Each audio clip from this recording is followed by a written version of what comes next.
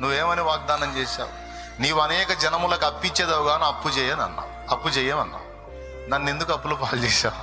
సరే నేనే చేసుకున్నాను అనుకో, మరి నువ్వు పిడికిలు విప్పు, కార్యాలు చెయ్యి, దూరాలు చెరు, సహాయం పంపు, కార్యాలు సఫలం చెయ్యి.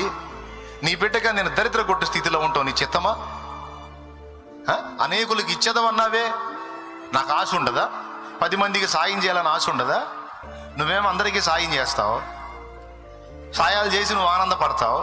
మరి నీ బిడ్డలుగా మాకు ఆనందం వద్దా? మా బతుకంతా ఎదుటోళ్ళని అడుక్కోవటం, ఎవరు సాయం చేస్తారని అడుక్కుంటాం, ఈ వేదనలో బతకటం నీకు ఇష్టమా? మేము నీ పిల్లలం కదా? నీకున్న ఆశ మాకు లేదా? ఇతరులకు హెల్ప్ చేయాలని మాకు ఉండదా? మరి ఆ విధంగా మా పిడికిళ్ళు ఎందుకు నింపవయ్యా నువ్వు?